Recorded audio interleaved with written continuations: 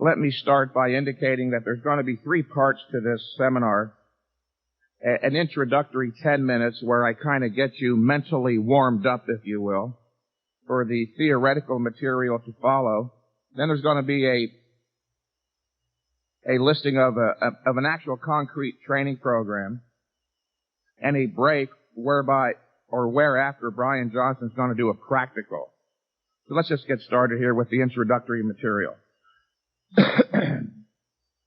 While I will be providing you today with an actual training program, actually later in the seminar, I want you to know from the outset, ladies and gentlemen, that my purpose today, my primary purpose, is to teach you something meaningful, of value, that is, about a logical approach to the subject of productive bodybuilding exercise. Logic is, after all, man's method of gaining knowledge, which is his means of survival and is therefore of most fundamental value in human existence.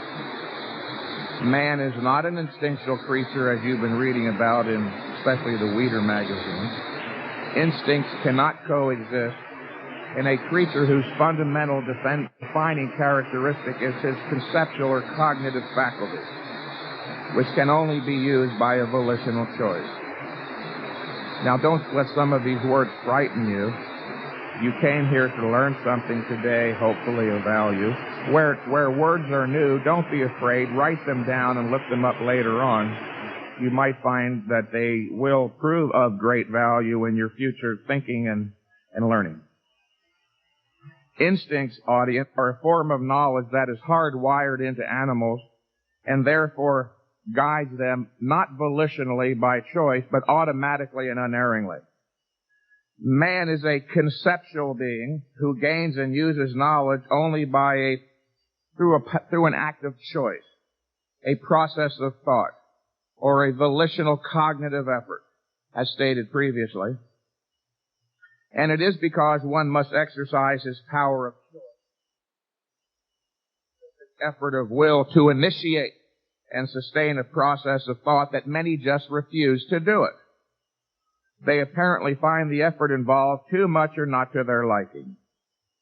As a humorous side note here, years ago when I was working for Joe Weeder out at his offices in Woodland Hills, one of his top editors and I were joking about the Weeder instinctive principle when my cohort had me cracking up saying, Mike, people were to follow their instincts. Here they wouldn't lift weights at all. They would defecate and urinate on them. Wasn't that funny, huh? Having been brought up in an anti-rational culture, many are not taught to value logic and thus never achieve what I refer to as intellectual self-sufficiency. That is, the ability to think logically, rationally, and to judge independently for yourself. What's the use, ladies and gentlemen, of having muscles that would do credit to an adult gorilla when you can't even think effectively about a subject like bodybuilding, which is of passionate concern? Most people have uncritically accepted faith as a means of knowledge. Faith, in fact, is the opposite or the antithesis of reason.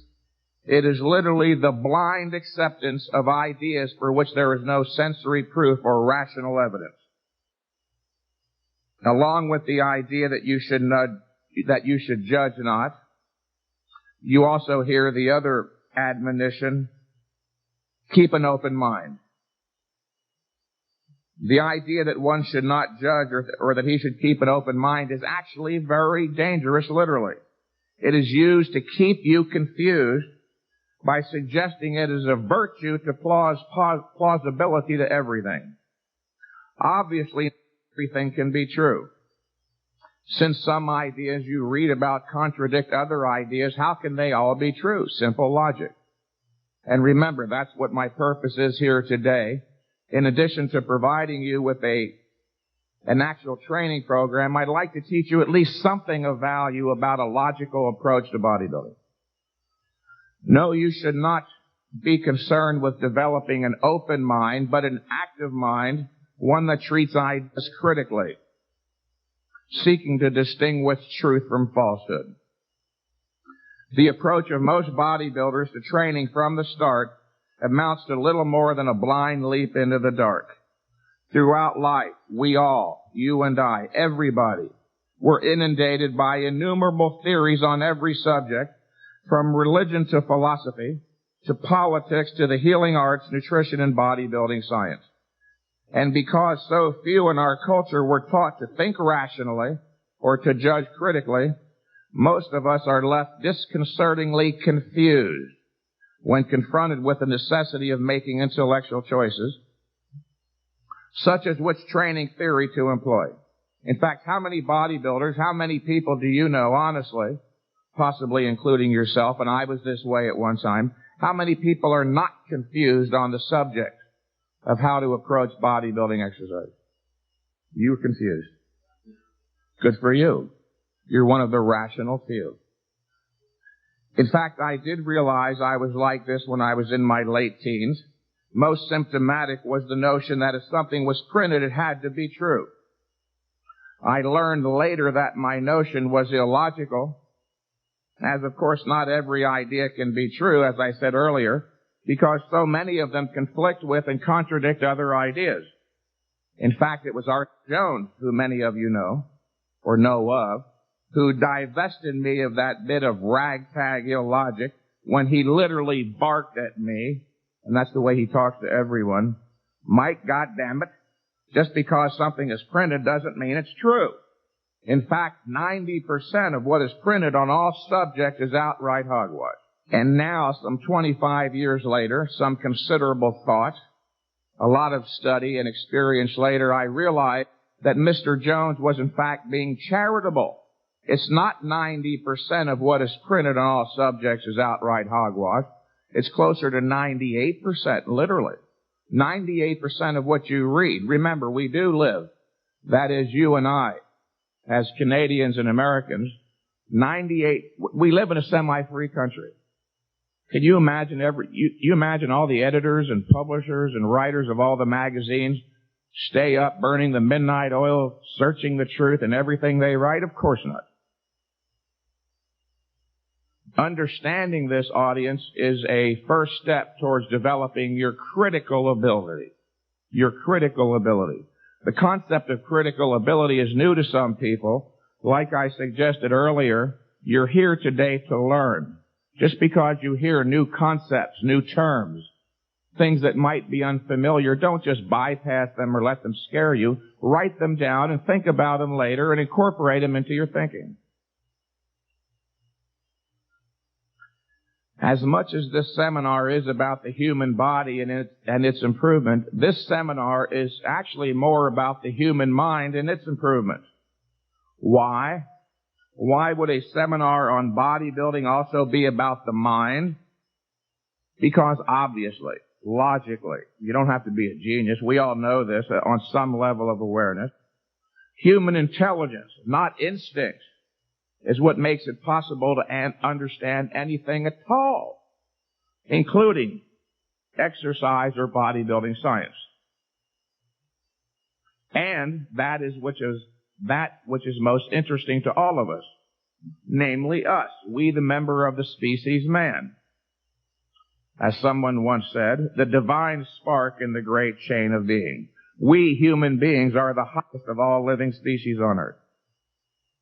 It has been averred all too often by many, even those in the bodybuilding field, that we bodybuilders are dumb and stupid, which simply isn't true, as evidenced by the number of phone calls I receive every single day, all day long, 7 days a week, 365 days a year.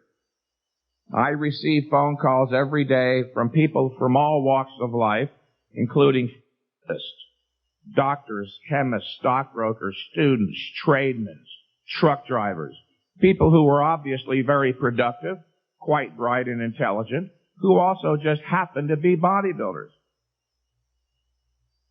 I will not talk down to you today on the assumption that you, the audience, so lack intellectual depth that you are incapable of exercising the mental effort required to integrate knowledge of a higher order. Nor will I insult your intelligence by expecting you to accept anything that I, Mike Mentzer, have to say merely because I won a handful of bodybuilding contests. So what? Big deal. We have scores of bodybuilders who have won more contests than I have, and they couldn't even spell or define the word exercise site. It is only on the basis of grasping the logic of that one should agree as to whether or not it's true. Nor will I bore you with the type of intellectual pablum or baby food you've read so often in some of the muscle magazines. Just in case you hadn't noticed, the vast majority of articles written on the subject of training consist of little more than a series of arbitrary, biblical-like commandments. Thou shalt perform of this exercise, and thou shalt perform 5 sets of that one. Why? Never any reason. Blank out. No logic, no explanation. You see, audience, the realm of the intellect, the human mind, which again is the central focus of today's thought, is much more demanding than the average bodybuilding writer realizes or recognizes. And formulating a valid, non-contradictory theory of training requires knowledge not just of human physiology, but man's method of gaining knowledge, again, logic. A mere passionate discharge of the arbitrary contents of one's subconscious onto a piece of paper is just that, intellectual vomit. As a man of reason, I act on the basis, or I seek to act only on the basis of understanding the reasons for doing something at all, which is the way all human beings should proceed.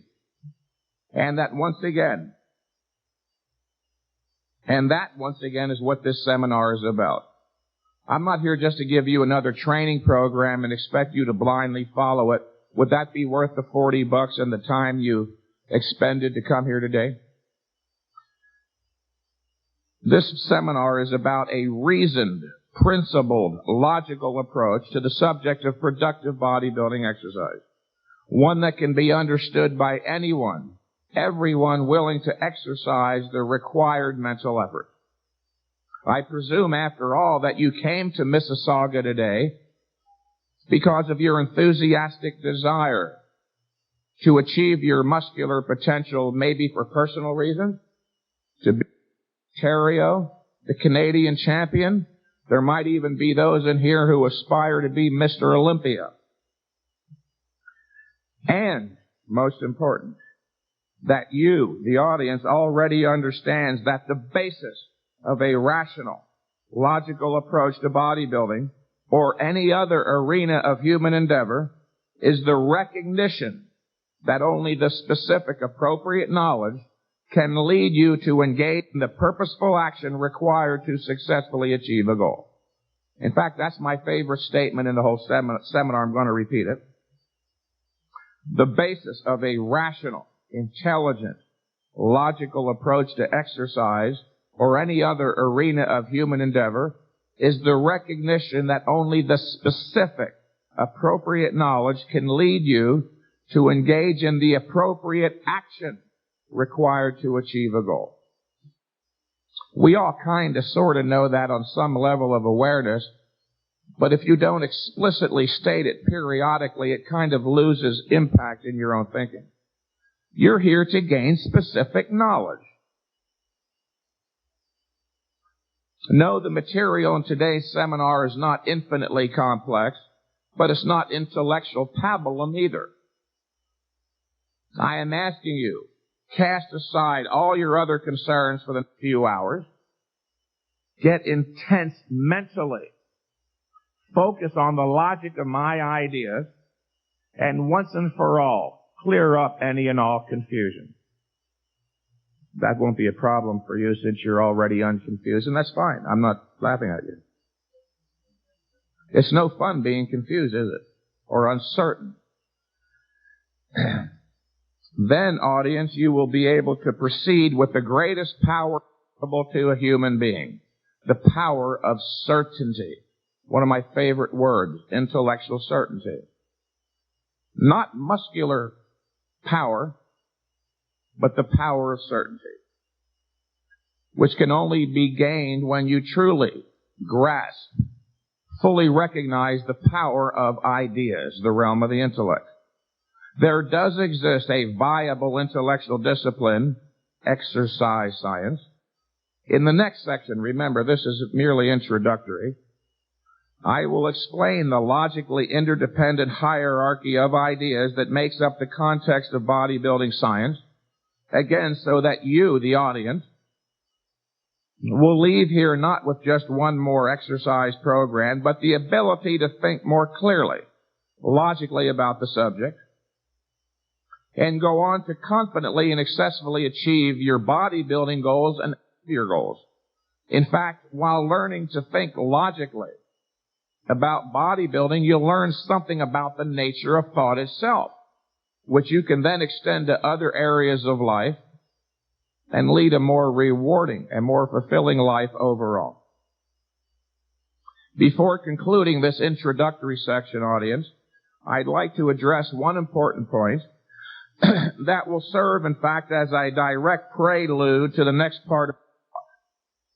And it has to do with the near universal confusion that exists with regard to the fact that there can only be one valid theory of proper, productive bodybuilding exercise, or any other subject for that matter. This subject is centrally responsible for most of the failures in bodybuilding, and I can tell you unequivocally, without any slightest doubt or uncertainty, more bodybuilders fail to achieve their goals than succeed.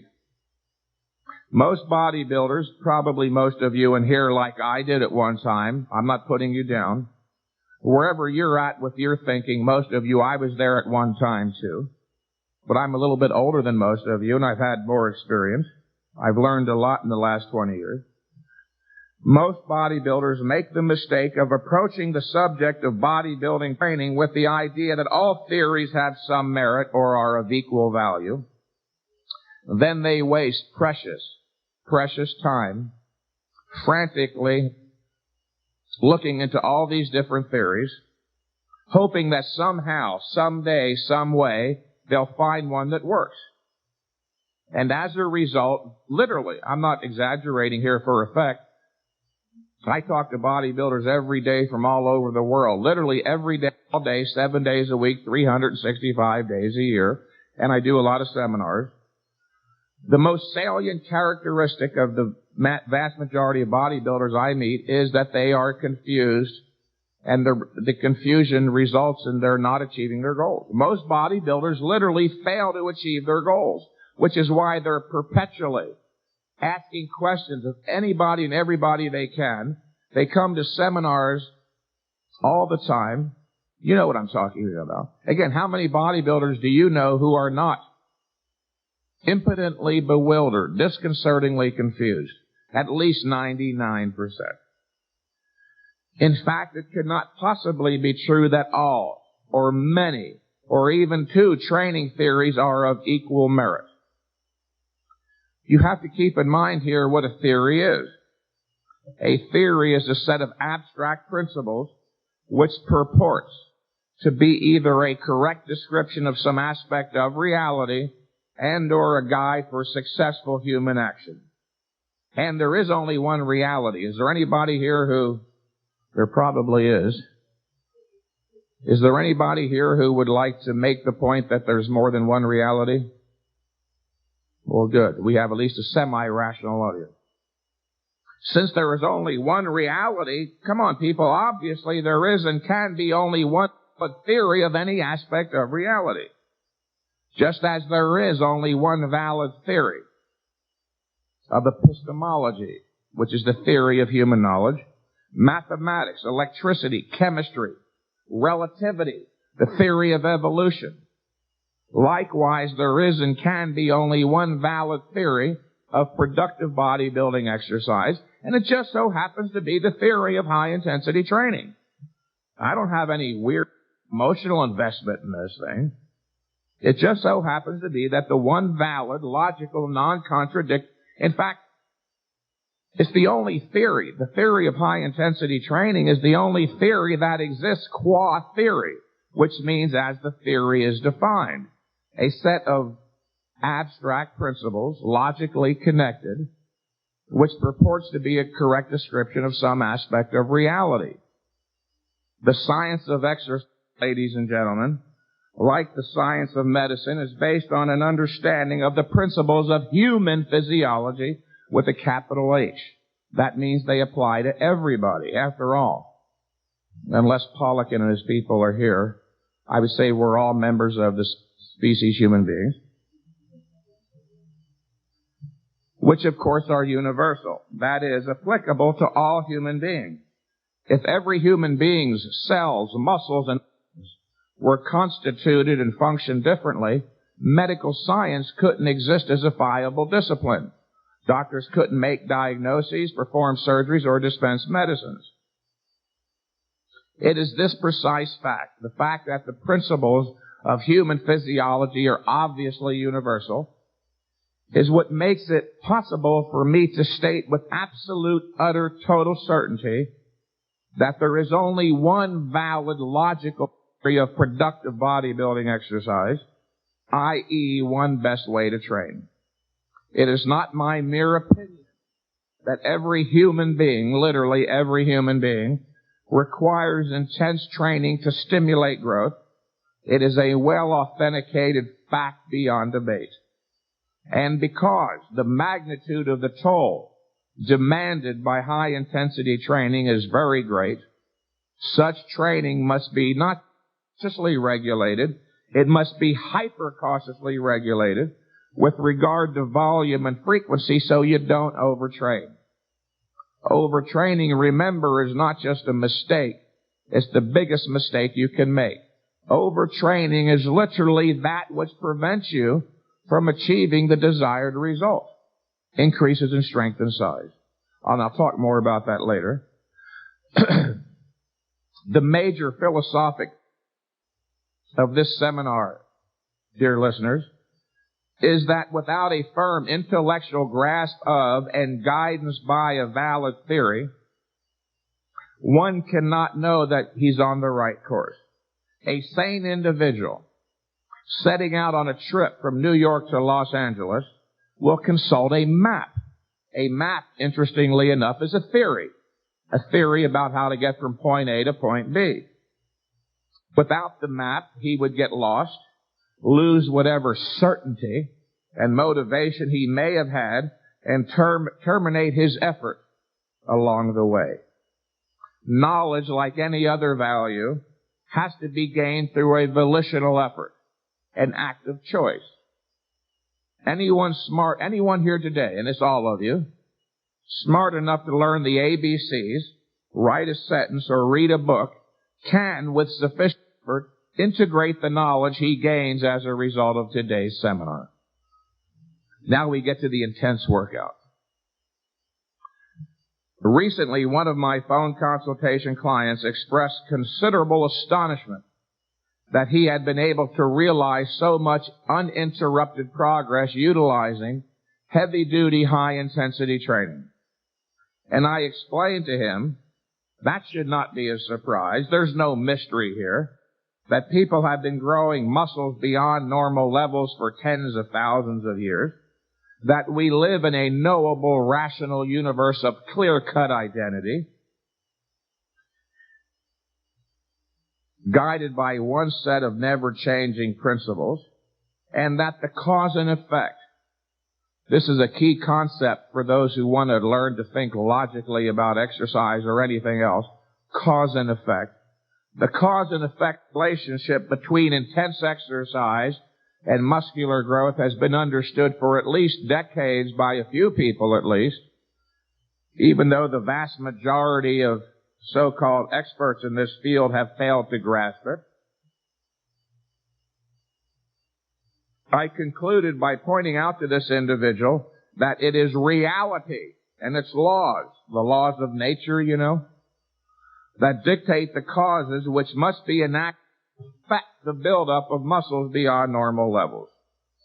And that once these causes, these natural laws, are clearly understood, in reality, the task of developing bigger muscles, while of course requiring high-intensity effort, is really rather simple. Nature also dictates what mental causes. We were talking earlier, a second ago, about physical causes. Nature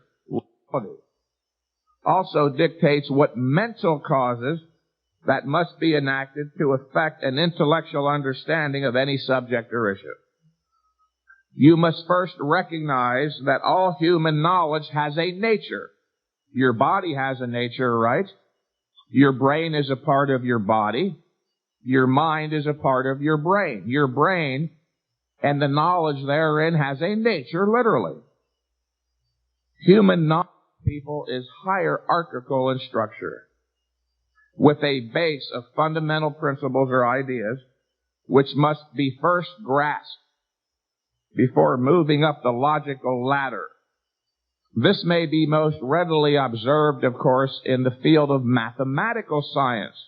Now remember, we're here today to talk about exercise science, but we're talking something here in the abstract about the nature of knowledge itself. In mathematical science, or mathematical knowledge, there is a base of fundamentals, which of course are what? Addition, subtraction, multiplication, and division. It is only on the basis of first grasping these fundamentals that one may then deal efficaciously with derivatives such as algebra and calculus. The major reason why you, or so many bodybuilders, are confused is that you fail to take the time to gain an understanding that the context of knowledge, which constitutes bodybuilding exercise science, has a base of fundamental principles. The major reason why most bodybuilders are confused is that they don't understand that the context of knowledge, which constitutes bodybuilding exercise science, has a base of fundamental principles.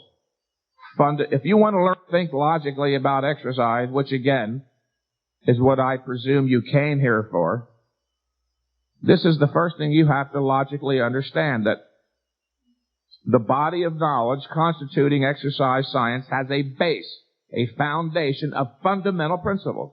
And it ain't that difficult. So you might write this down for your own edification, which relate to the issues of intensity, volume, and frequency. Curious, I told you I talk to bodybuilders every day.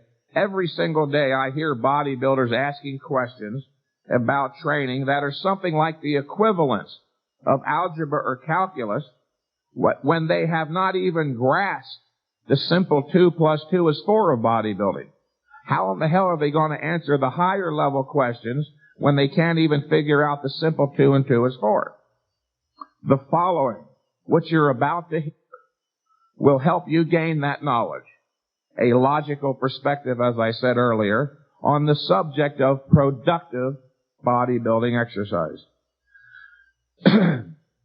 Audience, let's approach the subject of what makes muscles grow beyond normal levels like a good exercise scientist might. Now, you have to use your imagination here because I have yet to meet a good exercise scientist, but just use your imagination a little bit. Having observed innumerable bodybuilders and strength athletes work out, the alleged good exercise scientist concludes that there has to be something about the workout. He looks at these guys training. There has to be some variable, some element, something he can identify and say, hey, look, this particular thing, that's what makes muscles grow, right? Why do you lift weights? There has to be something about the lifting of weights, something you can identify and say, hey, this is the growth stimulus. Logical? What could it be? What is it about the workout that causes the muscle to actually grow? How does he find out? Where does the good exercise scientist launch his investigation? Well, the most likely place is to start by looking at one of the more readily observed qualities or attributes about the things that exist in reality, which is quantity, the volume, the number. In this context, of course, the exercise scientist would concern himself with the number of sets being performed. Since people who perform no weight training exercise possess little muscles or muscles of normal size, and those who do lift weights possess larger muscles, maybe, just perhaps, maybe growth stimulation is directly related to the volume of the exercise. In order to test his hypothesis, or hypothesis as Arthur Jones pronounced it, I'm not sure what the correct pronunciation is. The hypothesis, in order to test his hypothesis, the good exercise scientist observes numerous individuals training over a period of time during which the volume of the exercise grows progressively greater and greater. But something is terribly wrong. Beyond a definite limited point, increased volume results in a complete lack of progress. And any further increase in volume, the subjects inevitably, invariably, in every case, grow weaker and their muscles atrophy. So, what may have initially appeared not so obvious.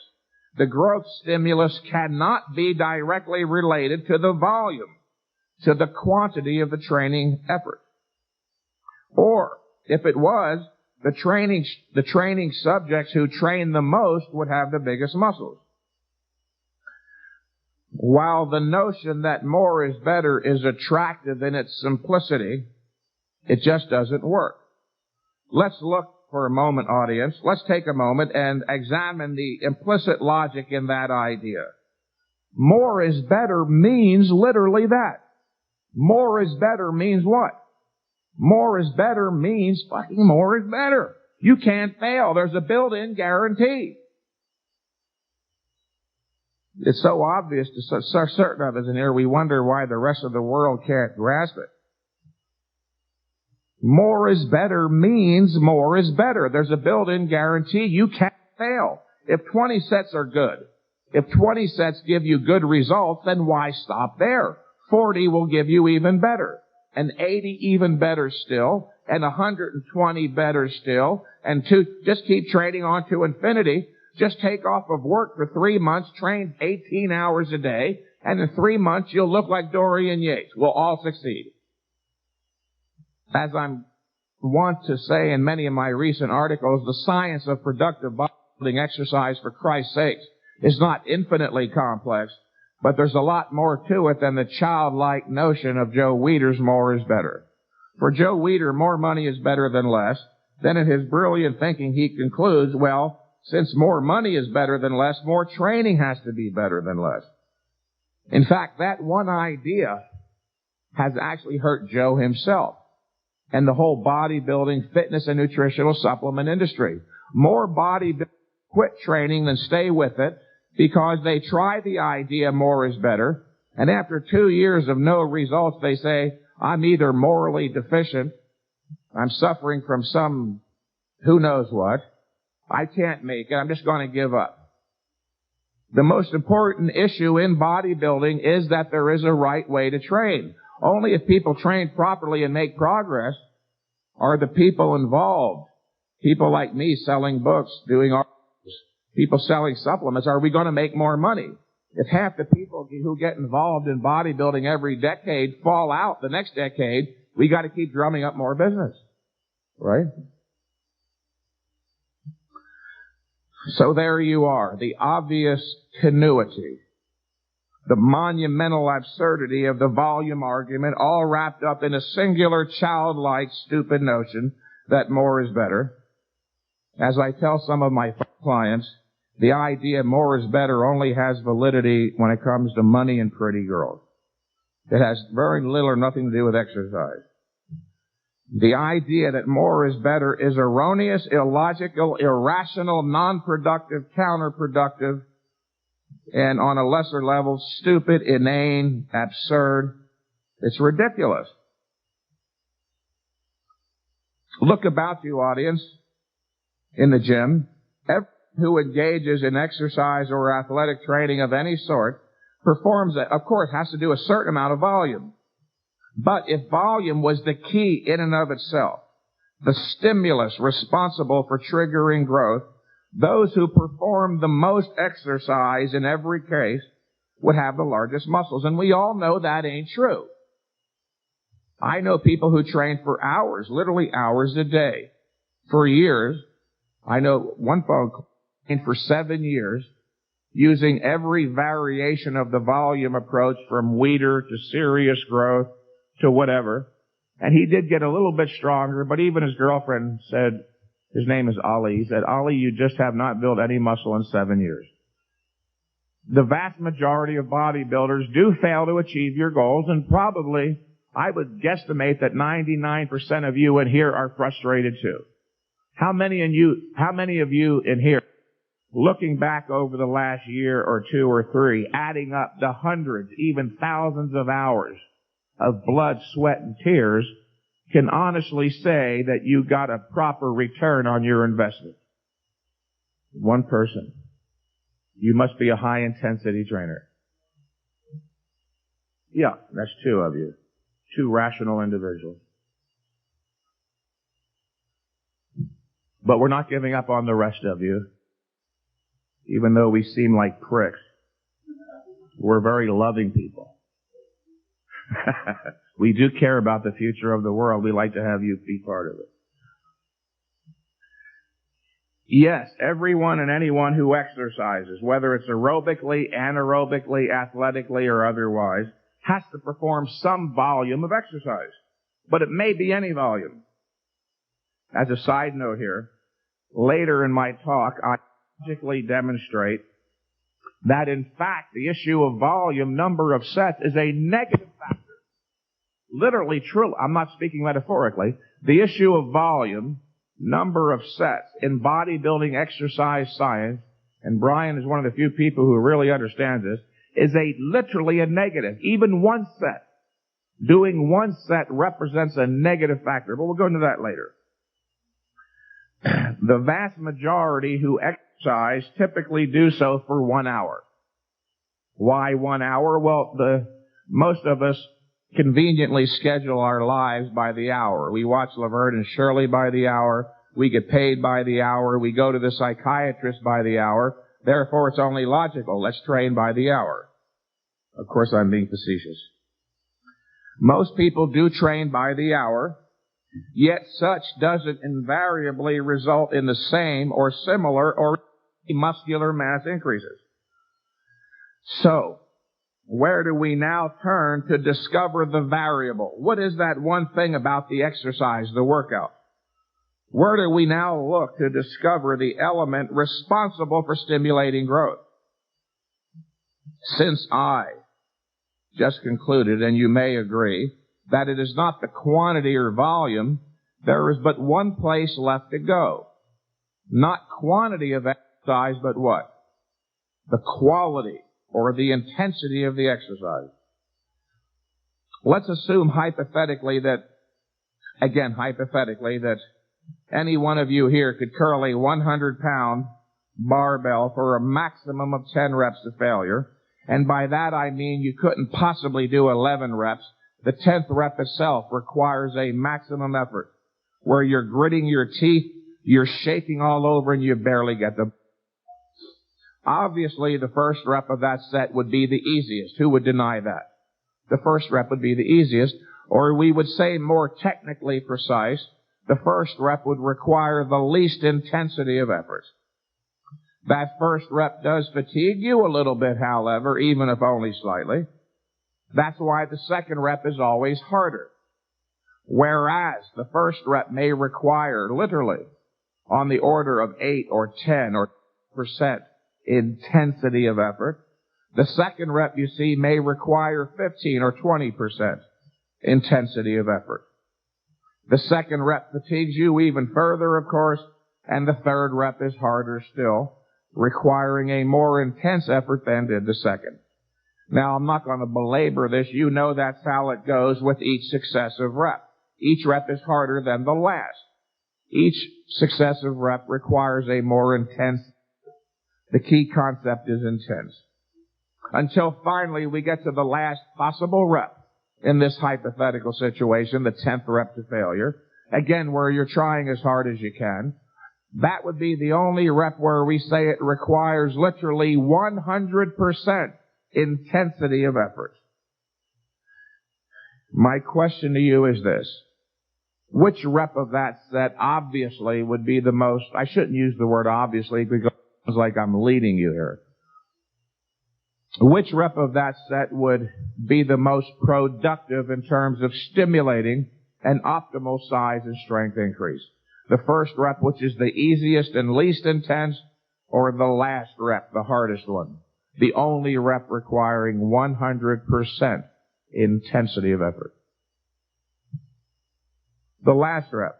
Now, I've had some people in the past say the first rep because they were anxious or they didn't have normal, intact, functioning brains.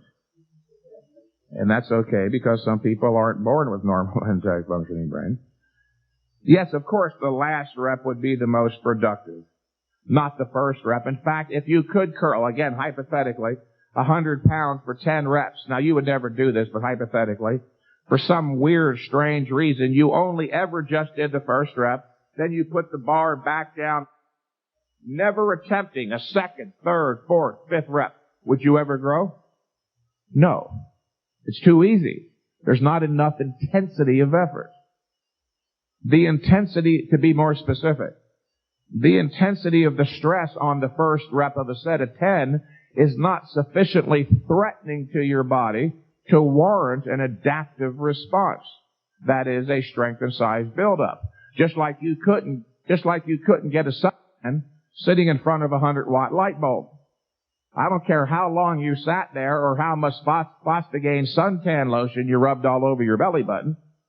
That 100-watt light bulb is not intense enough. The intensity of the stress doesn't threaten your skin sufficiently to warrant an adaptive response. That's not a muscle buildup, but a suntan buildup. You see, audience, most people think of developing a suntan or developing larger muscles as something merely cosmetic. And by cosmetic, I mean to improve your appearance. But of course, nature couldn't care less if you were a blonde Adonis on the beach with a 22-inch arm. The development of a suntan, just like the development of larger muscles, both of those things represent literally defensive barriers the body builds to protect itself from future assaults of high-intensity stress, whether high-intensity ultraviolet sunlight stress or high-intensity anaerobic exercise stress. Executing that last, almost impossible rep causes the body to dip into its reserve capacity or ability. And since your body obviously only has a very limited reserve ability, the body protects itself from future assaults on its reserves by enlarging upon its existing ability through the compensatory buildup of more muscle mass. That's probably the most intelligent statement in my whole seminar today. It's very abstract. So this is not a put down. Is there anybody here who'd like me to restate that? I understand. The first time I read that, I had no clue what the hell that meant. But after I understood it, I got so excited you couldn't peel me off the ceiling for 2 days. Listen very carefully the third time if required. Executing that last, almost impossible rep causes the body to dip into its reserve ability. Not the first rep, it's too easy.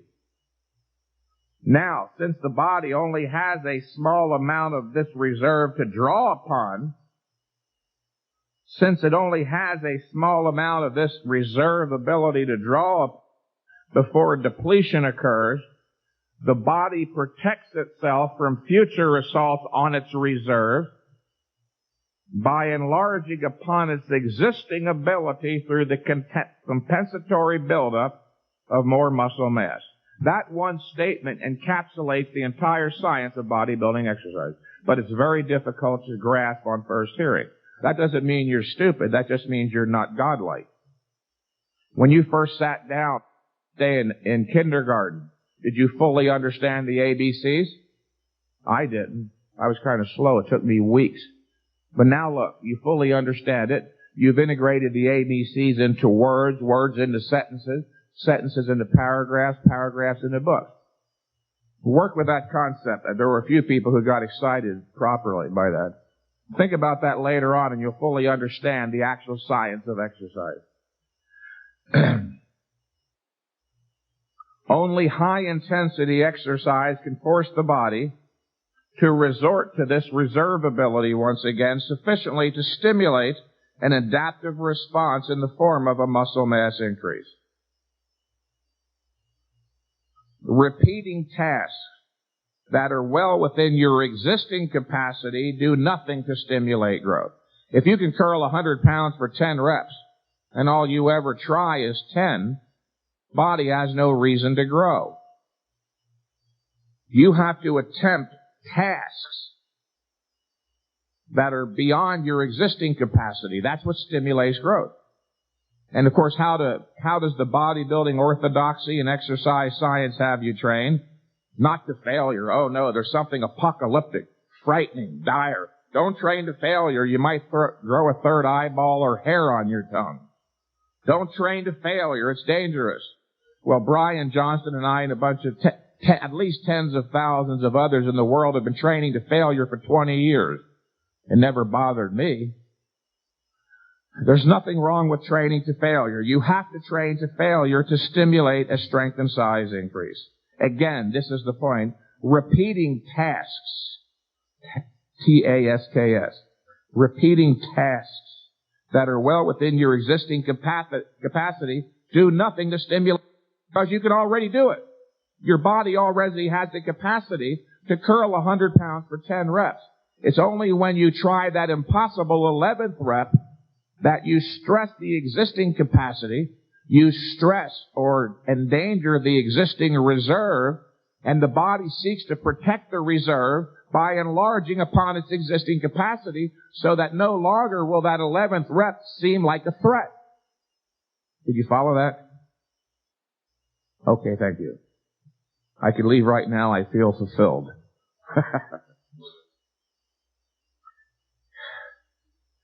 Carrying a set to the point where you are forced to utilize 100% of your momentary muscular ability, audience, is the single most important factor in increasing strength and size.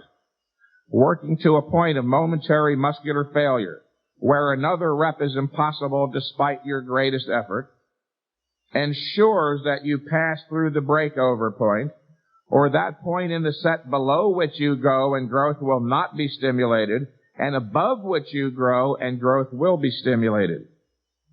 Interesting to note here, even the detractors of high-intensity training force theory have to admit that the last rep of a set is the most productive.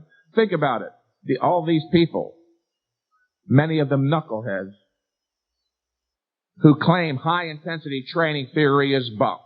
Now, what's the first principle of the theory of high-intensity training? The principle of intensity. When they say high intensity doesn't work, there's no validity, that's like saying the first rep is better than the last. So if you can curl 100 pounds for 10 reps, just do one rep. Forget the last 9. Because intensity doesn't matter. Come on. I had a client of mine, he's now a good client. I was telling Brian this earlier. He called me several months ago. He was in a quandary. He said, Mike, I don't know. I'm awfully confused. I don't know if I should sign up with you or Charles Poliquin. His name is Mac. I said, Max, if you're that confused and you can't see on the face of it the difference between Charles Poliquin and I really don't want you to sign up with him. You deserve each other.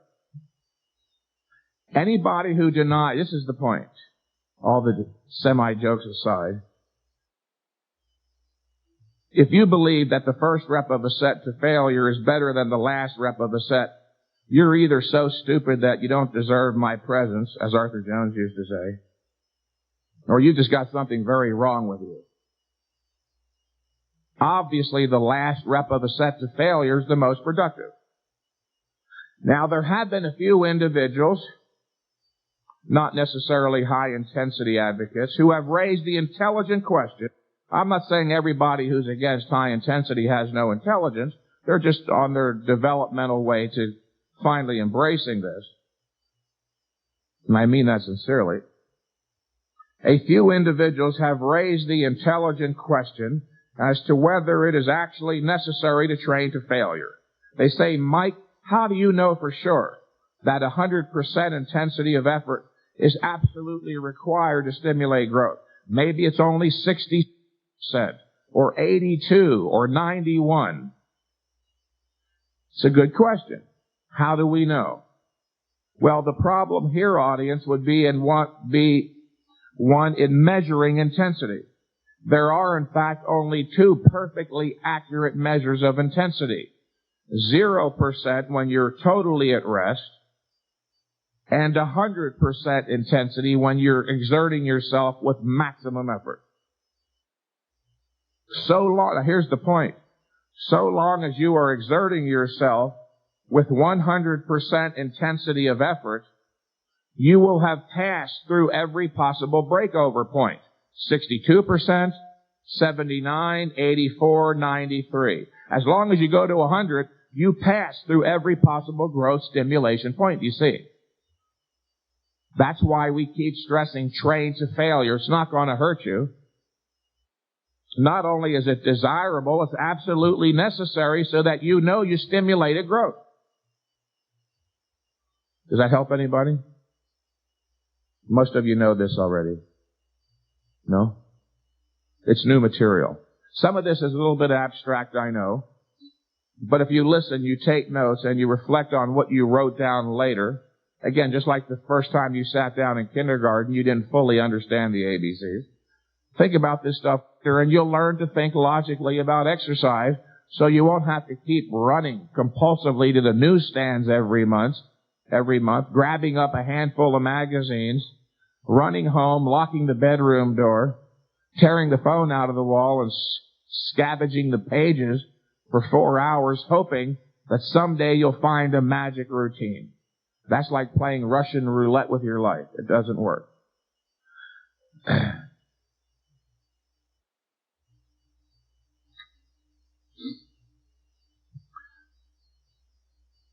Man's specific physiological characteristics dictate what training causes must be enacted to achieve the desired effect. That is, an optimal increase in strength and size. Not my opinion, not the whim, the will, or the wishes of the majority, but nature. Nature requires what you've got to do to stimulate growth. The primary causal determinant, the first cause, the most important thing in simpler language, is unequivocally, without a doubt, the imposition again of a high-intensity training stress. And while the imposition of a high-intensity training stress is a first necessary cause, it is not sufficient cause to effect an optimal increase. There is another very important physiological characteristic which must be considered, one that has been perpetually ignored by the bodybuilding orthodoxy, by exercise science, and more likely than not by you. This particular idea, this physiological characteristic, has been ignored, which is why most of you here today have failed to achieve your strength and bodybuilding goals. And I again aver with absolute utter certainty that the majority of you in here today are frustrated, having failed to come even close to your bodybuilding goals. And you know I'm right. I'm not omniscient. I don't have a crystal ball. Because I simply logically understand the laws of nature. And I know that you're violating the laws of nature. You're not doing what reality requires to stimulate increases in strength and size. Wow.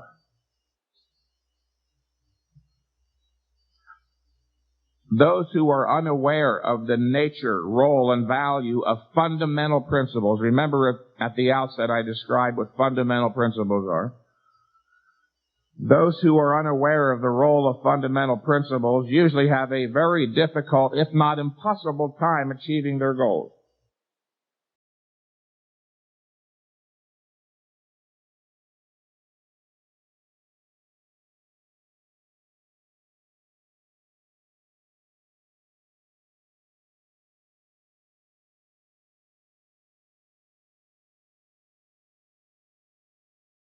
Being emotionally driven instead of conceptually directed, they seem to operate on the warm, fuzzy notion that if their desire to achieve a goal is great enough, that's all they need, just sheer desire. And never having made it a policy to check for inappropriate mental habits, they semi-consciously resort to the unchecked, unchallenged notion, again, more is better. If stated in words, these people's basic attitude would be, I want big muscles so badly. If I persevere and go to the gym slavishly every day, eventually I have to succeed. After all, everything I've heard in the culture, everything I've read suggests that if I'm relentless, if I'm a slave to my art, through sheer dint of unrelenting effort, I will succeed. Which is Arnold Schwarzenegger's favorite concrete-bound concept. Just keep trying. Just sweat. Don't ever give up, and eventually you'll succeed. You know how many people have failed with that idea? Every failure. Well, the joke is on them how pathetically wrong they are. As I indicated emphatically numerous times just a while ago, it is the laws of nature that dictate the training causes that must be enacted to achieve your goals. Neither a wish, a whim, a hope, a dream, a wish, or desire is sufficient to cause a muscle mass increase. I don't care how special your mommy thinks you are, how long you pray to God at night. That is not enough to affect a buildup of muscle mass beyond normal levels. Neither is the application of a false idea or theory blindly accepted. I made the point a minute ago that man's physiologic nature demands the imposition of a high-intensity training stress as a first necessary cause, but that it is not sufficient cause to affect the desired result. One of man's specific physiologic characteristics dictates that the training stress must be cautiously regulated in terms of volume and frequency. It is his strictly limited recovery ability. The human being does not possess an infinite capacity for tolerating the exhaustive effects of intense physical stress. In fact, audience, and this is literally true, nothing in the universe is infinite, even the universe itself, including the biochemical reserve of resources that make up recovery ability. This fact is what led Arthur Jones to state, it is only rational to use that which exists in limited supply as economically as possible. Few of us would argue that a high-intensity training stress is an absolute requirement for stimulating growth. The problem most people have, this is important, the problem most people have in fully accepting the theory of high intensity results directly from their failure to grasp the significance of the preceding statement by Arthur Jones. While the principle of intensity must be understood first as the first requisite for understanding anything else of value about exercise, the fact of a limited recovery ability. Please write the word down, recovery ability. The second most important concept in exercise science after intensity. The fact of a limited recovery ability is the next key concept that must be grasped in the logically interdependent hierarchy of scientific knowledge in exercise physiology. It is only on the basis of knowing that the body has a limited recovery ability that one may understand why the volume and frequency of exercise must be cautiously regulated. Again, once you understand intensity, this is the second most important concept in the entirety of all of exercise science. I realize today, in fact, that the issue of recovery ability has never gained the full attention it deserved, which is why so many of you continue to chronically, grossly overtrain And for that precise reason, you fail to achieve your bodybuilding goals. In fact, think about it for a second, reflect for a moment. When was the last time any of you saw the term recovery ability used by the bodybuilding orthodoxy in any of those muscle magazines or comic books? As I have stated repeatedly in my books and articles, not only do these people fail to define any of their concepts, but their conceptual range is profoundly limited. They just don't have much knowledge. The average exercise scientist today doesn't even know what recovery ability is. The average exercise scientist today, being the lazy, dumb bastards they are literally, I don't say that with any slightest pause, because they deserve the title. They have never taken any time to do legitimate research. None of them. Not Dr. Kramer, not Dr. Fleck. None of these people have ever done any research. It's all made up. These are total phonies. They stole the idea of doing 60 sets a day from Weider because, as Kramer and Fleck said, that's how all the champions train. Well, that's real scientific. They totally ignore the issue of a limited recovery ability. All of you in here, I presume, have worked out at some point or another. When you're done working out after an hour or two, or even 30 minutes, aren't you tired? Well, that's obvious proof you have a limited recovery ability. But these guys say, no, that doesn't count. They're real geniuses. In fact, it's curious, when I was a kid and saw the thing PhD, I was in awe. I thought, my God, these people are literally godlike. These are the few special people who spend their whole lives in the ivory tower, and they know everything about everything. Now I realize that the other old saying is true. PhD means piled high and deep in bullshit. And it's true. I've met maybe 2 PhDs in my life who literally deserve the title of a doctor of philosophy in his field. Remember, we live in an anti-rational culture. Do you think the field of exercise science would be exempt? No, I would think they'd be among the first to become stupid. The fact that that recovery ability is strictly limited leads to a logically warranted conclusion.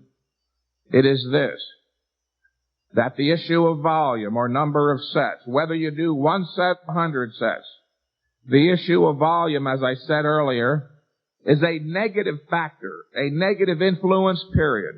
Whether you do 1 set or 100 sets, insofar that you do any sets at all, the issue of volume, I'm not speaking metaphorically here, the issue of volume in bodybuilding exercise science is a negative factor.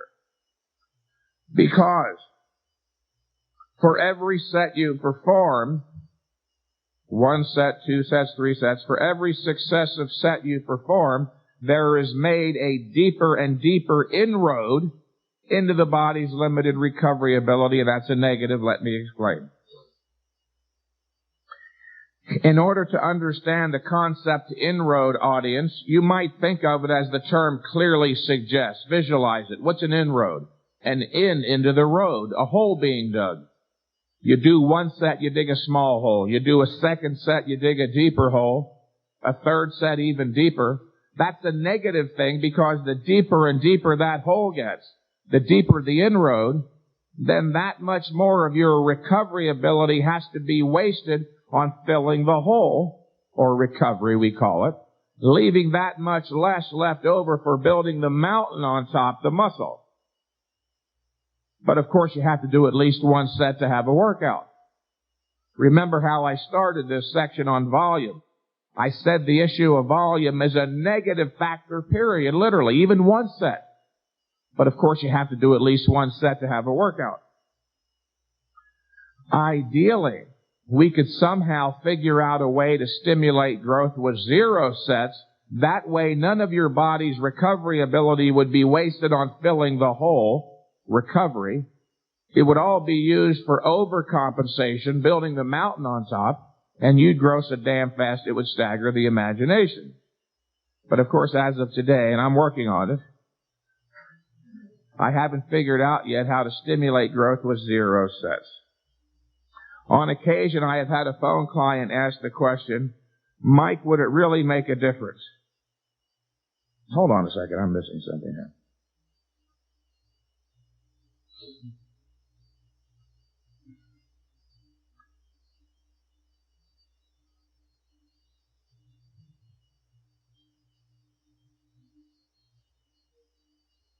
As I was saying a second ago about the importance of this issue of recovery ability, it should be one of the two issues of most central concern, literally. The issue of recovery ability should be one of the two most important issues of central concern in exercise science, and they all but completely evade it. In one of the more recent issues of Flex magazine, one of Weider's top champs claimed to perform 45 total sets per workout, which of course amounts to chronic, gross, ridiculous overtraining, which can only be engaged in, by the way, with the help or mitigating influence of nightmarish quantities of steroids, growth hormones, and many of these new other drugs which I can't spell or haven't taken the time now to pronounce. Considering this, that Weider's top champs are only doing 45 sets, I find it rather interesting that the vaunted exercise scientific establishment is now advocating that everybody, including you, the natural non-steroid bodybuilder, do 60 sets every day of the week.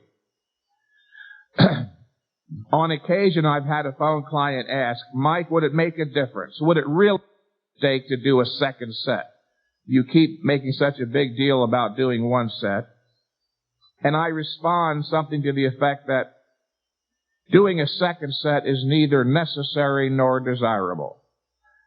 In fact, it would be the biggest mistake you can make. Going from one set to two sets is literally the biggest mistake you can make, because going from 1 to 2, audience, is not merely a linear increase of 1 unit, 1 to 2. It represents a doubling, a 100% increase in the volume of the exercise. And remember, that's a negative. Even one set represents a negative, because insofar that you train at all, you make an inroad. Well, some people might say, well, Mike, if I do a second set, maybe I'll get a little bit more growth stimulation. But then I point out, whatever little bit extra growth stimulation, you made a doubly deeper recovery ability, so that negates any greater growth stimulation. How do most bodybuilders train today? They go into the gym with the notion that their purpose is to see how many sets they can do or how long they can mindlessly endure. And that's wrong, of course, because bodybuilding is not aerobic. A bodybuilding workout is not an endurance contest. In fact, it used to be when I signed up new clients locally down at Venice, California, by the end of the first workout, my new client would look at his watch and he goes, but God, Mike, that was only 16 minutes. I feel like I can do more. And my stock reply would be, but sir, if I'm to take your statement at face value, I would have it you'd like me to train you until you can't do anymore and you have to leave the gym in an ambulance. The point I'm underscoring here again, audience, is that your purpose as a bodybuilder is not to go into the gym to either prove or improve your endurance, but merely to stimulate growth with one set to failure. Now, if you don't like the standard of notation 1, and I understand this, yes, I'd rather have $100 than $1 too, but we're not talking about economics here. If you don't like the number 1 in this context, look at it this way. Let's say you're doing a set of 10 reps to failure on the pull downs. You're doing the positive reps slowly under control, putting maximum stress. You're holding it statically for 2 or 3 seconds, and then lowering for several seconds. Do you see where each rep is actually made up of 3 units? The positive, the static, and the negative. Times 10 reps, you really did 30 units of work. If you don't want to call it one set, say, let's do 30 units of work. That'll make you feel a little better. Again, the point I want to make here, even if one extra set might contribute some slighter growth stimulation, which it won't, you also made a 100% greater inroad into recovery ability, making it that much harder to recover from the workout, let alone build the mountain on top of the muscle. I want to discuss now the third fundamental principle of exercise science, ladies and gentlemen, the one relating to frequency of training. Single major cause of your failure to experience meaningful progress as a volume bodybuilder, or possibly even a high-intensity bodybuilder, relates to overtraining. If you think I'm overstating it, or I mention the issue of overtraining too often in my articles, you're mistaken. Considering that overtraining is the major cause of lack of progress, that most bodybuilders fail to achieve their goals because of it, and that the orthodoxy, along with exercise science, has unconscionably evaded the point, I'm actually understating the importance, the role of overtraining. Bodybuilding is not dying because of drug use, but because Weider and the powers that be continue to blindly promulgate the notion that volume overtraining is the best way to proceed, while rarely informing you that their top champ take outrageous, even nightmarish quantities of drugs to help counteract overtraining. I find it curious that the great majority of bodybuilders, knowing that overtraining means something obviously decidedly negative, never look into the issue seriously. Think about it. The term overtraining is always used in a negative context. In fact, try using it as a positive. Try using the term overtraining positive. You can't do it. By definition, overtraining means performing any more exercise in terms of both volume and frequency than is minimally or precisely required to stimulate growth. The majority of bodybuilders today still seem to operate on the notion that their purpose, as I said earlier, is to go into the gym to see how many sets they can do, how much they can take, or how long they can mindlessly endure. And that is wrong because, again, bodybuilding is not aerobic. In other words, ladies and gentlemen, a bodybuilding workout is not an endurance contest.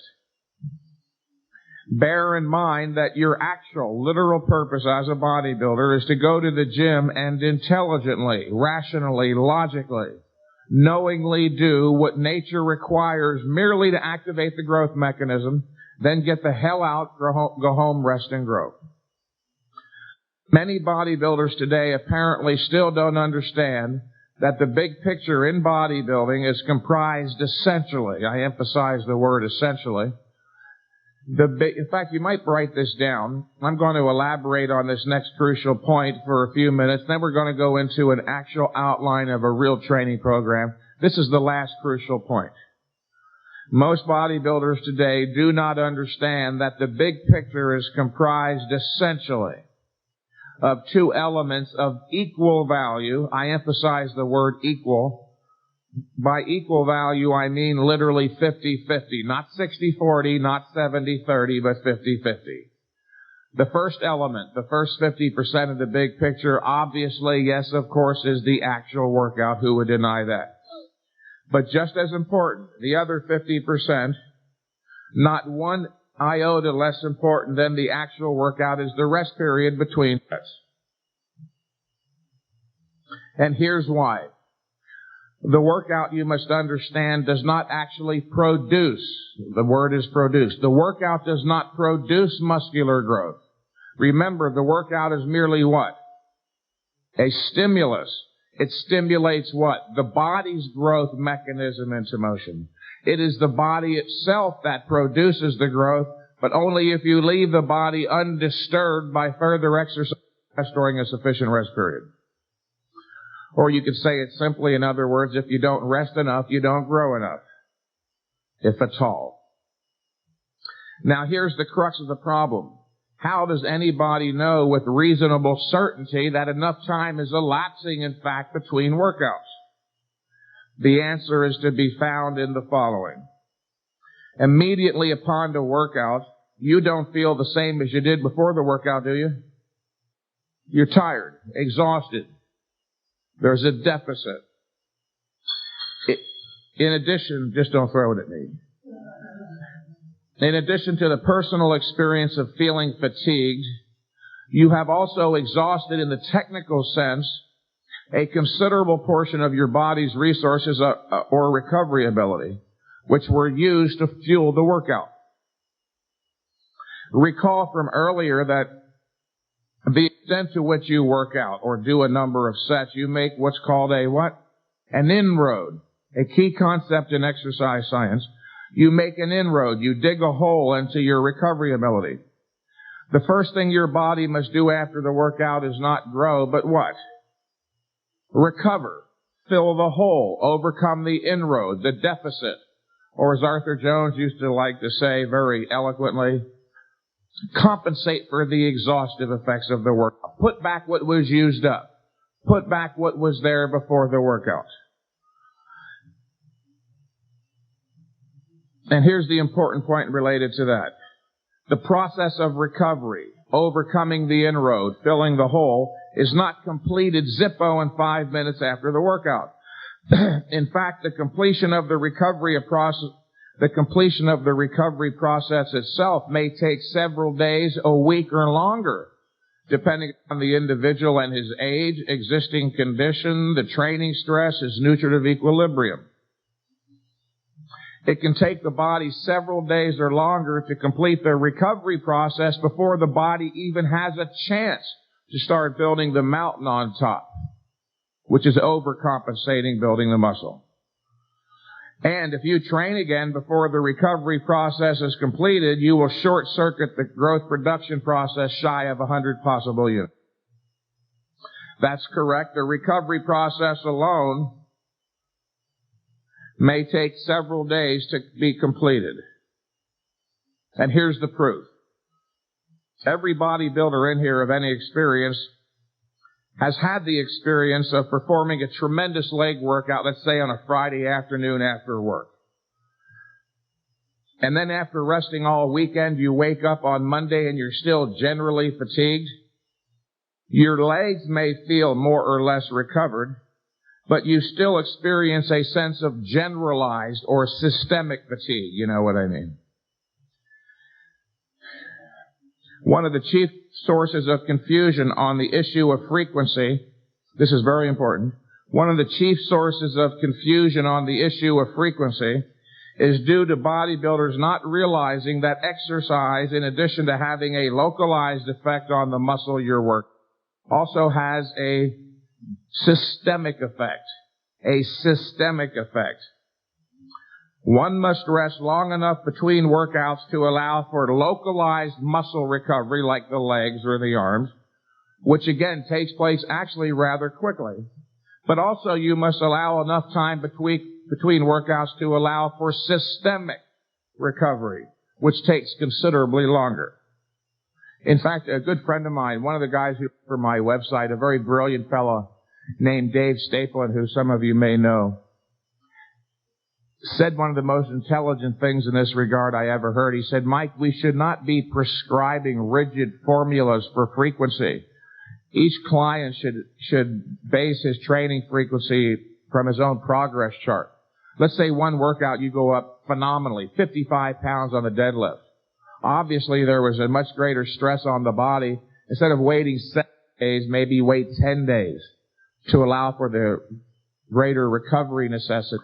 If you now recognize that the rest period between workouts is just as important as the actual workout itself, if you accept that premise, that the rest period is just as important, and I assume most of you here do you see where it stands to reason that there must be a perfect or optimum number of days of rest between sets? Just like number of sets to do. There has to be a perfect frequency, a perfect or optimum number of days of rest between sets. I and many other high-intensity trainers have learned through enormous experience that for the vast majority, training once every 5 to 7 to 10 or even less frequently is literally almost magic compared to any other protocol. It is always a mistake to train 2 days in a row, because 2 days in a row or 24 hours between workouts is not sufficient to allow for either full recovery or growth production. And no, absolutely not. Decompensation does not take place. Decompensation you know the term decompensation? We used to use the word atrophy or muscle loss, strength loss. Does not occur after 96 hours of no training. A number of years ago, I asked numerous bodybuilders, including some of the top ones like Dorian Yates, I said to them, hey, have you ever noticed that after a layoff of a week or even two or even longer sometimes, that you always come back stronger? And they all responded in effect, you know, Mike, it's kind of odd that you bring that up, but you know, now, yes, that you're making it a point, I always have the same experience. After a week or two or even longer off, I come back stronger. Well, if these individuals, if you come back stronger after a layoff, you didn't decompensate. You're stronger. You did the opposite. You overcompensated. So the point here is this. Do not worry. You will not decompensate after 1 to 2 weeks. So therefore, you're not going to decompensate after 4 days. Okay? That's really all I have to say on the issue of frequency. A few words to conclude this theoretical material, then I'll give you an actual training program to at least consider trying. What you have just heard, ladies and gentlemen, was not intended as an exhaustive treatise on the subject of exercise science.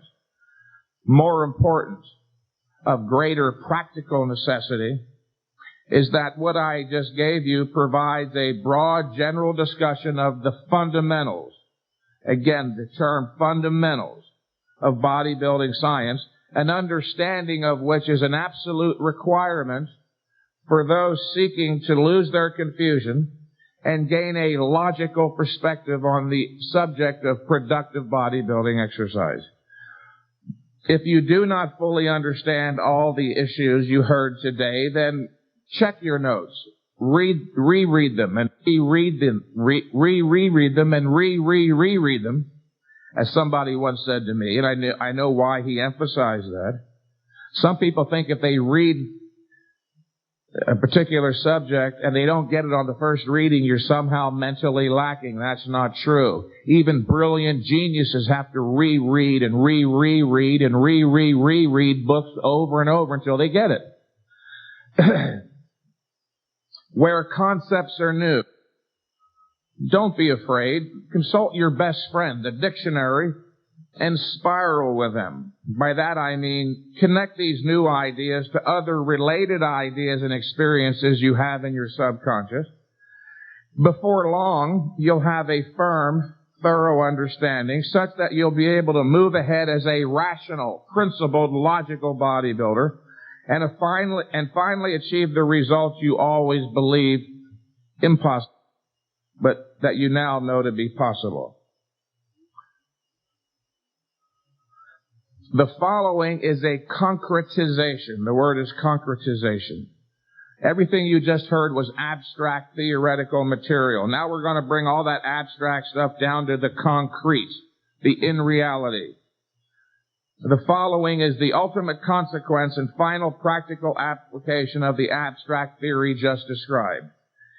It is a training program, a modified, improved version of the consolidation program listed in my book, Heavy Duty 2, Mind and Body.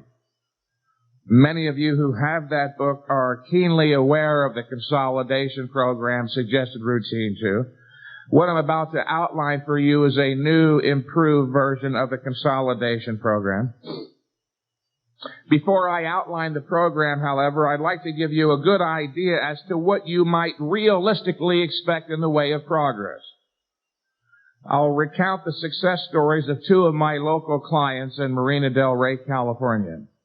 The first is a very nice young fella named Andrew Tucker, who has a special visa to live in the U.S. from England.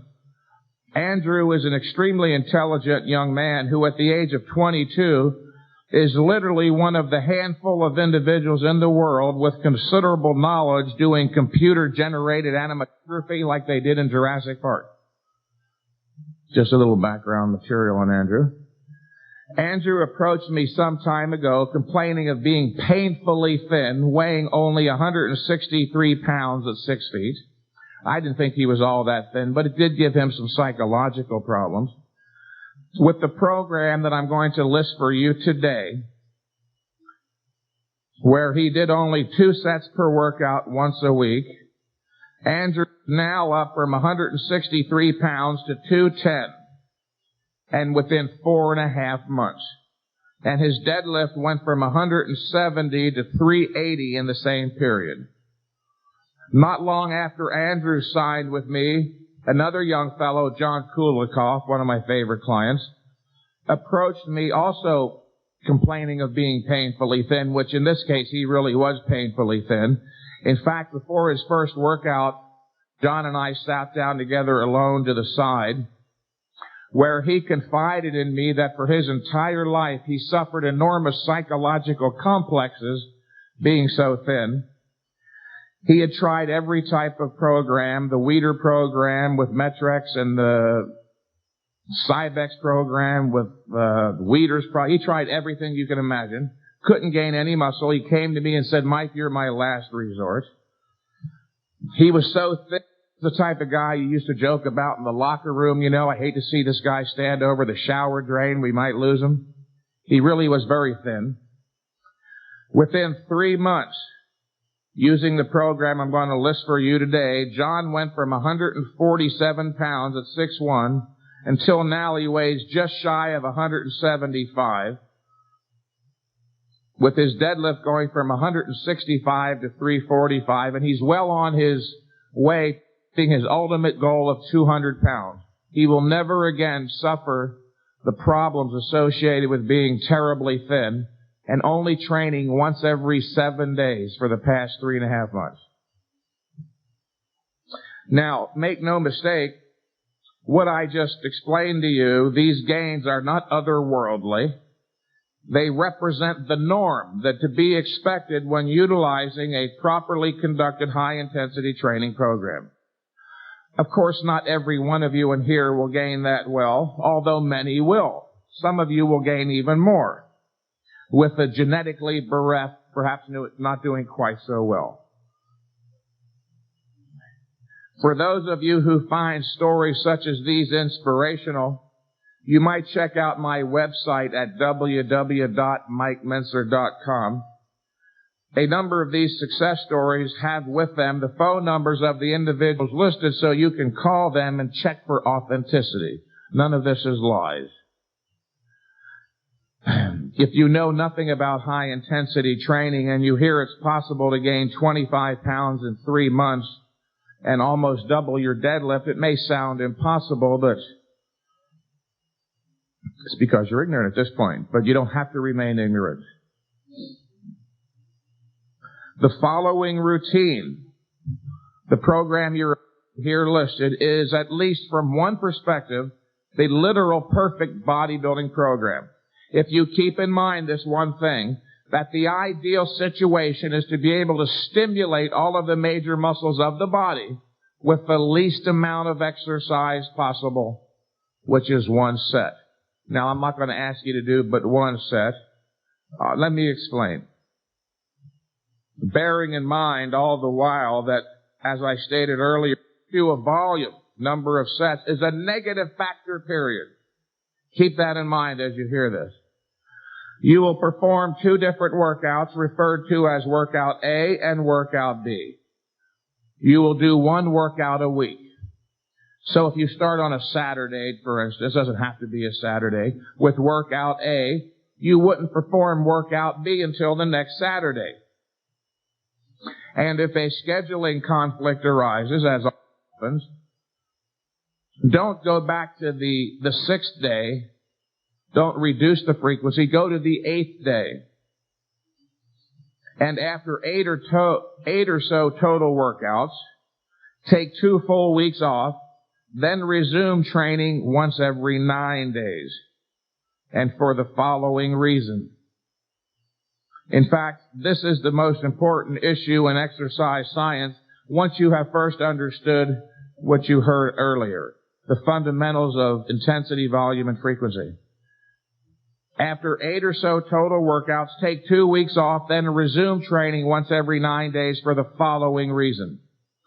You will grow stronger as a result of every workout without a doubt, unless you're extremely genetically hurting. You will grow stronger as a result of each workout. You will, in other words, audience, be lifting progressively heavier weights all the time. Do you see where it stands to reason, dear listeners, that as the weights grow progressively greater, then the stresses also grow progressively greater too? Does that make sense? If you don't do something to compensate for the ever-growing stress, the stresses will reach a critical point such that they constitute overtraining. The first, of course, will be a slowdown in progress. And if you continue with the same exact volume and frequency protocol, there will ultimately be a complete cessation of progress known as a sticking point. I, like everyone else up until recently, used to believe that you had to reach a sticking point. It was inevitable. Until I realized what I just told you, that if you're lifting progressively heavier weights, then the stresses are growing greater. You've got to compensate for them, or eventually the stresses reach a critical point and they constitute overtraining.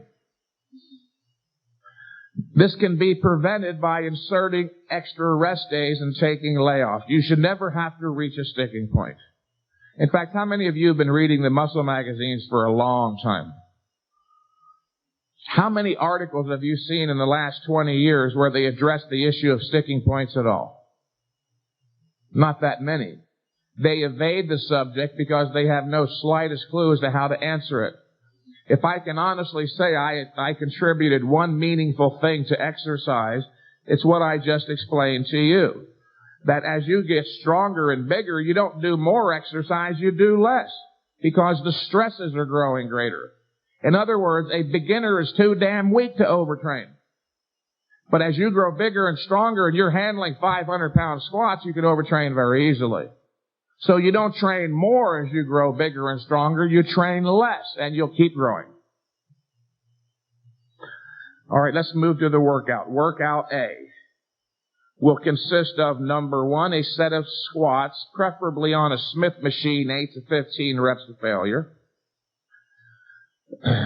If you don't have a Smith machine, don't worry about it. Just do regular old-fashioned free weight squats. After that, take a brief rest. Get a drink of water. Let your breathing slow down. As soon as you clearly recognize you're ready to go, boom, you go to exercise number 2. Close grip, palms up, pull downs for 6 to 10 reps to failure. Now, by close grip, I mean your grip should be about 8 inches apart, your hands. Palms up. This is palms up, not palms down, like a barbell curl grip. Close grip, palms up, pull downs, 6 to 10 reps to failure, or thereabouts. By the way, when I say 8 to 15 for the squats, or 6 to 10 for the pull downs, that's not a magic range or number. If you remember, the important thing is going to failure. If you get to 15 reps on the squat and you see you have 18, don't stop at 15. Remember, the stimulus responsible for triggering growth is that last hard, almost impossible rep. Be sure to initiate this movement, the pull downs, with extreme deliberation. There should be no sudden jerking, yanking, or thrusting to get the weight started and to keep it moving. Not super slow, but relatively slow. Not 10 seconds up and 10 seconds down. In fact, the keynote here is there's no magic number of seconds. The keynote is control. You want to lift the weight under full muscular control, pause momentarily in the contracted position or for 2 to 3 seconds, and lower under control. I have discovered recently through my own workouts that this usually translates into a 4-2-4 cadence. 4 seconds down, 2 seconds hold, and 4 seconds up. But if you're off by 0.4 seconds or 1.2, don't worry about it too much. And that is all for workout A, just 2 sets of 1 exercise each. 1 week later, you'll perform workout B, which will consist of, number 1, a set of regular, not stiff-legged or sumo, but regular old-fashioned powerlifter deadlifts for 5 to 8 reps to failure. Now, if there is one exercise I'd like to see you fall in love with, audience, it's this one. As the deadlift is properly regarded by most as the greatest overall strength and mass builder. However, there is a risk factor seen with the deadlift you don't see with a lot of other exercises. Listen carefully, please, as I explain proper form. Or did you do that? I would suggest you, if you can, if you're strong enough, use an Olympic bar with a 45-pound plate on each side so you don't have to bend over so damn far. Start with the bar rolled back flush against your shins.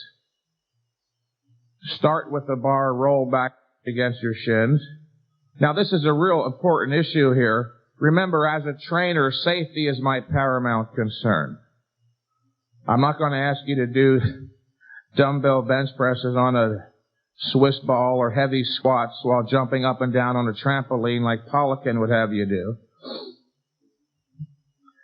Grasp the bar with a slightly wider than shoulder width grip. Your hands should be interlocking. One hand is underhand, one hand is overhand. That way, if the bar slips either way, it slips into the other hand and it locks. Squat down in such a fashion that your hips or buttocks are at least slightly lower than your shoulders. And most important of all, keep your back flat and your head up.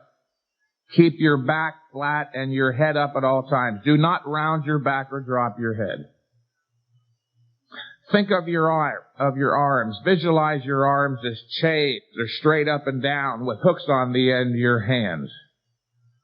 Deadlift the bar. Don't jerk the bar with your arms. Deadlift it evenly and smoothly off the ground. Stand straight up, pause momentarily, then rest.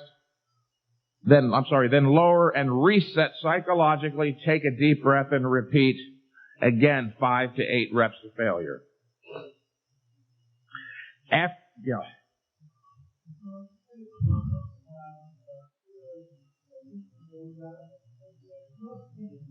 Yeah, you're pumped. It pumps the lower back. Yes, as long as you don't, if you experience any slightest tweaking or your doubt about the sensation, it might be pain, check it out. Get it checked out.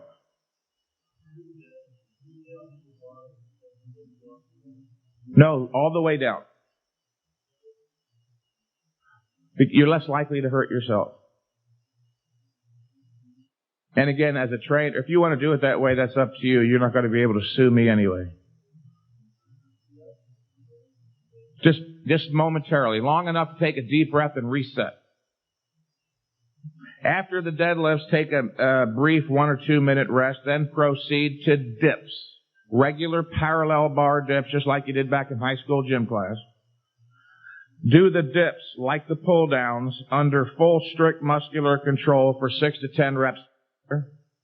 If you can do more than 10 reps, as I rather suspect most of you can do, add weight. I meant to emphasize the dip. Think of the dip as the upper body squat. You cannot beat it. It is the best pec exercise in the world, the best shoulder and tricep exercise. If you don't have access to one or you can't do dips, try incline presses. And that's all for workout B. Now, I have no doubt what some of you are thinking. That's it, Mentzer, that's all? You gotta be fucking crazy.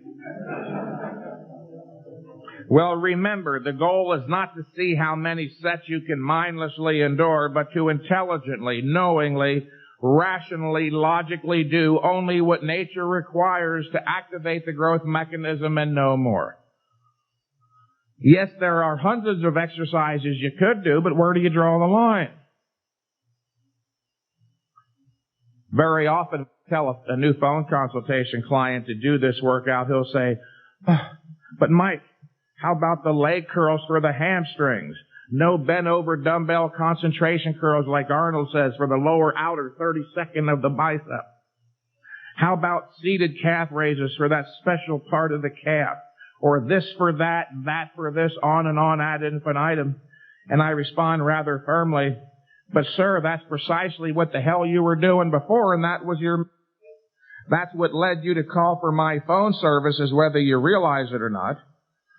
Your problem, I continue, is that you so burned yourself out with all those sets trying to build in the detail. Why don't you build a 20-inch arm first? You see the point? Yes, there's 1,000 exercises you could do, but where do you draw the line? Remember, you're going into the gym just to activate the growth mechanism with the least amount of exercise possible. A bodybuilding workout is not aerobic. A bodybuilding workout is not an endurance contest. Your only purpose is to activate the growth mechanism with the least amount of exercise possible. Those success stories I listed 20 minutes ago are not fakes. And again, if you doubt my veracity, check my website. We've got dozens of success stories on there with phone numbers. The one kid one of the greatest success stories, Bryce Dunn, last Sunday had 37 phone calls from people all over the world to check to see if I was lying about this. Yeah, I pay all these guys $10,000 to lie. I wish I was making enough money to afford that. Keep in mind also, of course, you're not morally, legally bound, people, to do this whole program the rest of your life. However, if optimal strength and size increases is your goal, then seriously consider trying this. I have no doubt that if those of you in here, you volunteer trainers, you're not making any meaningful progress, if at all. You have nothing to lose to try this, and everything to gain. Of the type of routine I'm giving you, there are no isolation exercises involved here.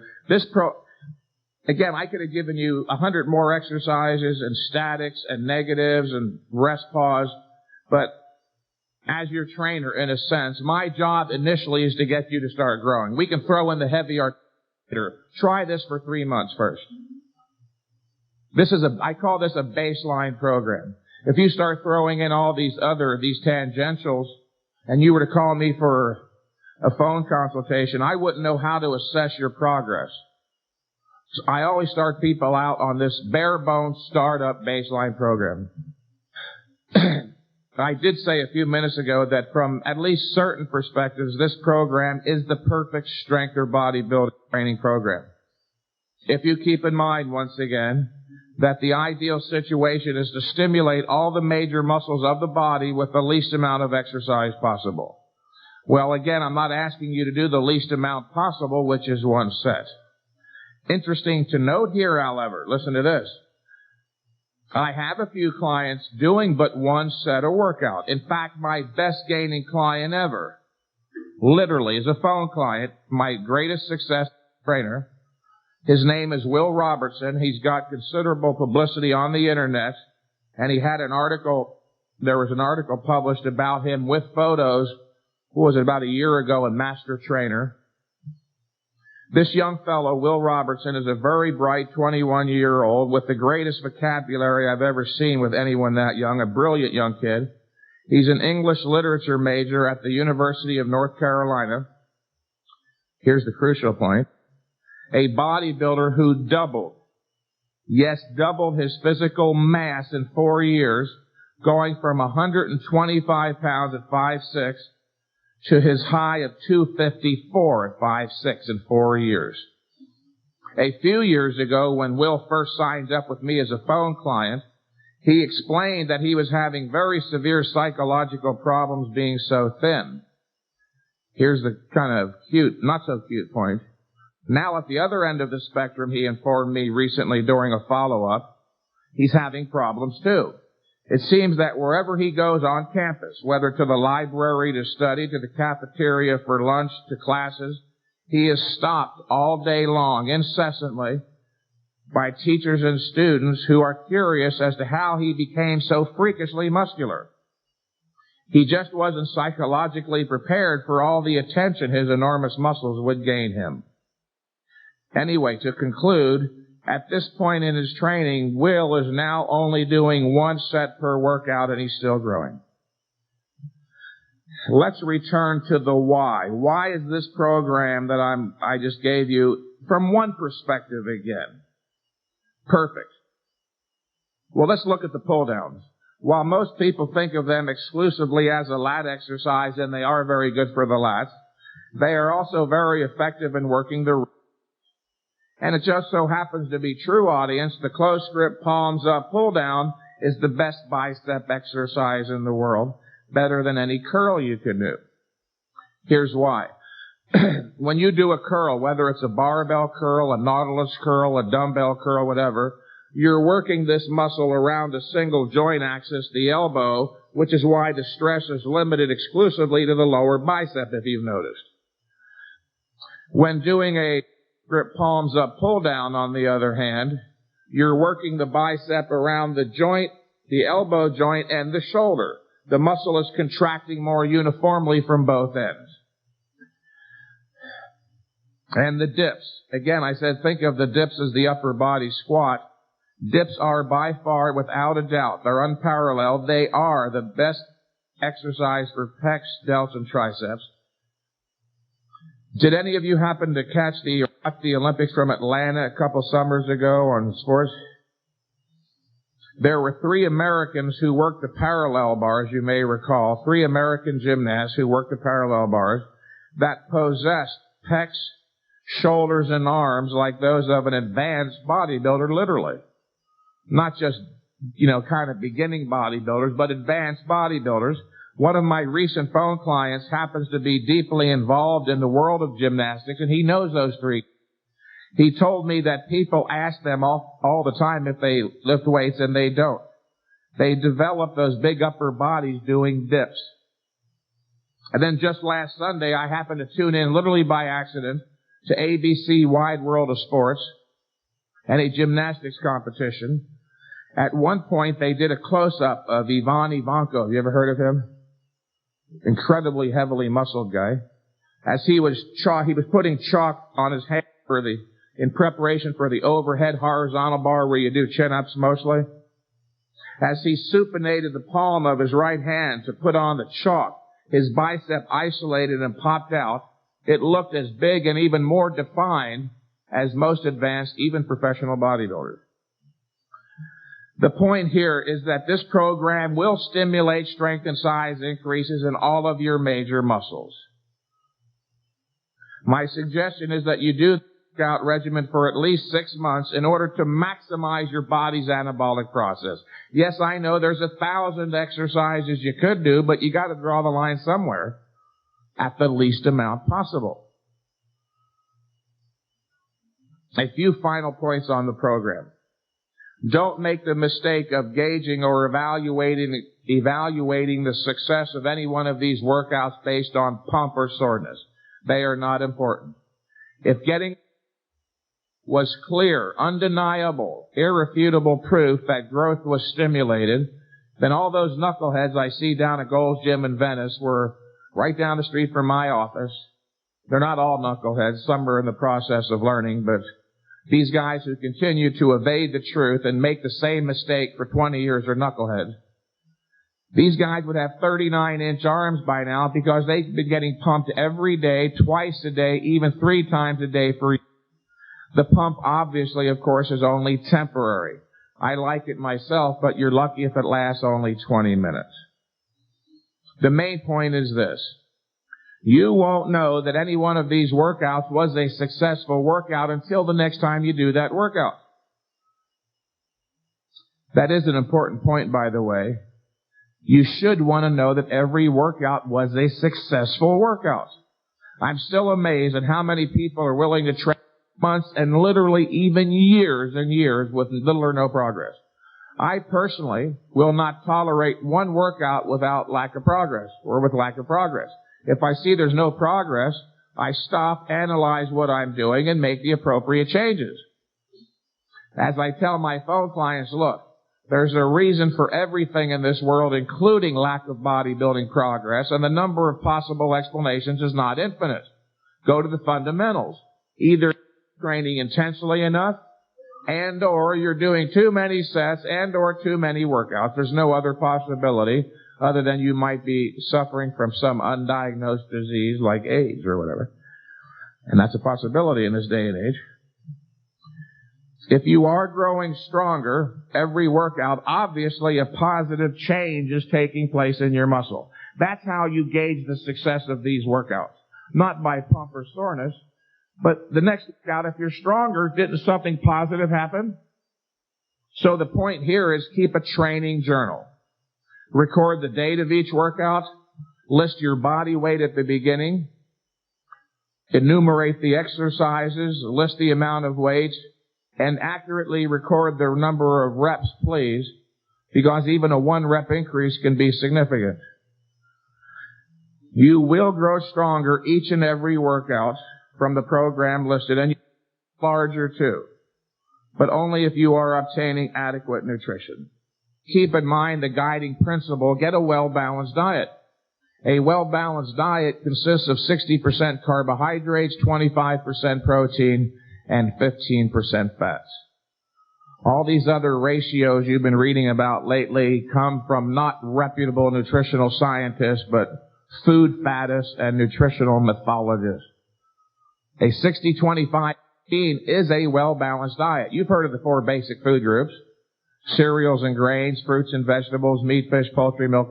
If you get your daily, in fact, I just realized this 6 months ago, if you're getting a well-balanced diet, if you're obtaining your daily complement of the 4 basic food groups, you have a 60-25-15 ratio. Remember, muscle is not mostly protein, it's mostly water. Now look at the word carbohydrate. The suffix hydrate means water. As you probably all know, the carbohydrate stores in the muscle becomes a chain of sugar molecules called glycogen. And every gram of glycogen stored in the muscle chemically bonds with and holds 3 grams of water.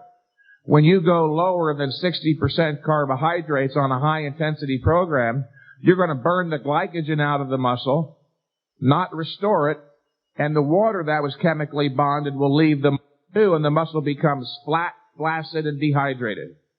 And if you stay on it long enough, you'll actually go into muscle catabolism. Your muscle will actually break down, go to the liver, and through a very complicated process called gluconeogenesis, will turn your own body's protein into sugar.